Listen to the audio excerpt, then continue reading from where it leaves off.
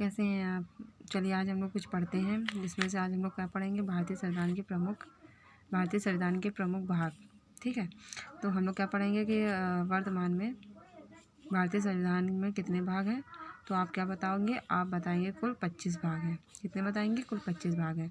और भारतीय संविधान की अगर पूछा जाए जब बनकर तैयार हुआ था तब उसमें कुल कितने भाग ऐड थे, तो आप क्या बताएंगे? 22 भाग। ठीक, आपको क्या याद रखना, वर्तमान में कुल कितने हैं, तो आप बताएंगे कि कुल 25 भाग हैं। और जब पूछा जाए कि भारतीय संविधान में कितने भागों में विभाजित किया गया था, तो क्या बताएंगे? 22 भाग बताएंगे। ठीक है, चलिए अब हम लोग भाग देख लेते हैं।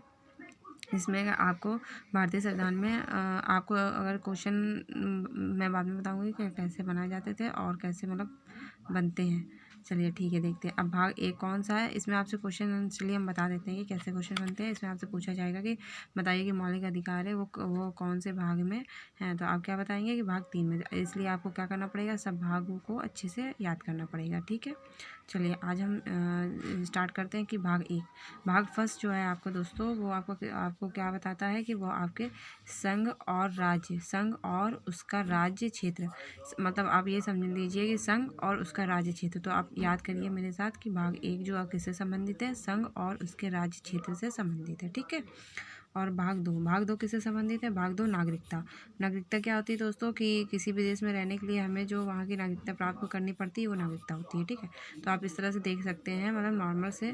तो आप देख सकते हैं कि भाग 2 में क्या है, भाग 2 हमारे किससे रिलेटेड है, तो भाग 2 है नागरिकता से। ठीक है, भाग 2 के बाद क्या आता है, भाग तीन हमारा किससे? मौलिक अधिकार जो कहाँ से लिए गए हैं, आपके अमेरिका से लिए गए हैं। कहाँ से लिए गए हैं दोस्तों? अमेरिका से। ये भी आप याद कर लीजिए, थोड़ा थोड़ा मैं आपको बताती चल रही हूँ ताकि आपके दिमाग में फीड होता चला जाए। फिर भाग 4 आता है। भाग 4 किससे संबंधित है? राज्य के नीति निर्देशक तत्व। ये हमारे कहाँ से लिए गए हैं? आयरलैंड से। इसमें क्वेश्चन आपका ऐसे बनता है कि आपसे पूछा जाएगा कि जो आपके राज्य के नीति निर्देशक तत्व हैं वो कौन से देश से लिए गए, तो आप क्या बताएंगे? आयरलैंड से। अब मैं आयरलैंड से। और आपसे पूछा जा सकता है कि मौलिक अधिकार कौन से भाग में है, और आपसे क्वेश्चन पूछा जा सकता है कि ये कहाँ से लिए गए, तो आप क्या बताएंगे? अमेरिका से लिए गए। और भाग कितने में है? 3 में। चलिए अब भाग 4A में आते हैं। भाग 4A जो होता है, भाग 4A भी बोल सकते हैं आप इसे, और भाग 4 का ही बोल सकते हैं। ये क्या है? आपका मौलिक कर्तव्य जो होते हैं ये हमारे कहाँ से लिए गए हैं? रूस से। कहाँ से लिए गए? रूस से। ये मैं आपको जब मौलिक कर्तव्य पढ़ाऊंगी उसके बारे में बताऊंगी, मौलिक कर्तव्य कितने हैं और मतलब कितने हैं और क्या क्या क्या होते हैं। ठीक है, फिर आते हैं हम भाग 5 में। भाग 5 हमारा किससे संबंधित है? संघ से। किससे संबंधित है? संघ से। और भाग 6 किससे संबंधित है? राज्य से। भाग किससे संबंधित है? आप क्या बोलोगे? राज्य से। फिर भाग 7 हमारा क्या कर दिया गया? निश्चित कर दिया गया, मतलब खत्म है, इसको नहीं जोड़ा जाता है।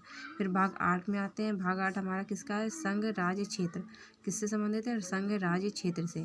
फिर हमारा भाग 9 किससे संबंधित है? भाग 9 संबंधित है पंचायतें से। किससे संबंधित है? पंचायतें से। नौ का आप किससे बोलेंगे? नगर पालिका। ना से नगर पालिका, का से ना से नगर और पालिकाएं। ना से याद रखेंगे, नौ का नगर पालिका। ठीक से हिंदी पहले जैसे रहा, थोड़ा वो नीचे। फिर नौखा किससे संबंधित है? आपका सहकारी समितियां से। ठीक है, आपको इसमें से कौन कौन से याद रखने हैं? मौलिक अधिकार हो गया आपका, राज्य के नीति निर्देशक तत्व, मौलिक कर्तव्य, और आपको एक याद रखना है कि नौ किससे संबंधित है? पंचायतें से। और नगर पालिका से नौखा। और सहकारी समिति जो होता है नौखा से। 9 में क्या है आपका? नगर पालिका है। 9 में है तुम्हारा पंचायतें, और सहकारी समिति किस में है? नौखा में। तो इसलिए आपको क्या याद रखना? 9 में आपकी पंचायतें हैं, 9 में आपका क्या है? नगर पालिका है, और 9 में आपको मिल जाएगा आपका सहकारी समितियाँ। ठीक है, और 10 इससे संबंधित, 10 जो तुम्हारा होता है ST से और ST से। तो आप इससे याद रख सकते हैं कि जो 10 है तुम्हारा वो किससे संबंधित है? भाग 10 वो है अनुसूचित एवं जनजातियों से। और 11 तो आप बहुत अच्छे से याद कर सकते हैं, इसमें संघ और राज्य के बीच के संबंध बताता है। 1 और 11 के बीच एक और एक मिलकर क्या बनाते हैं? 11। तो इससे आपको पता चल जाएगा कि संघ और राज्य के क्षेत्र संघ और राज्य के बीच। फिर हम क्या पढ़ेंगे, भाग 12। भाग 12 में क्या है, वित्त से संबंधित है, संपत्ति से, समुदाय से और वाद से। किससे संबंधित है, वित्त से और संपत्ति से और संविधान से। भाग 13 किससे संबंधित, भारत के राज्य क्षेत्र के भीतर व्यापार, ट्रेड से ठीक है। भाग 13 ता से 13 और ता से ट्रेड व्यापार, टी से आप याद रखेंगे, ट्रेड से ठीक है। भाग 14 किससे संबंधित है, संघ और राज्य के अधीन सेवाएं। किसके संबंधित है, संघ और राज्य के बीच जो अधीन सेवाएं होती हैं वो हमारा किससे, सेवा से। ट्रेड करेंगे, ट्रेड से क्या होती है, सेवा दी जाती है, तो आप इससे याद रखें। 13 आपका किससे, ट्रेड से, और 14 किससे, सेवाएं से। और ये 14 का जो है आपका अधिकरण से है, अधिकरण से।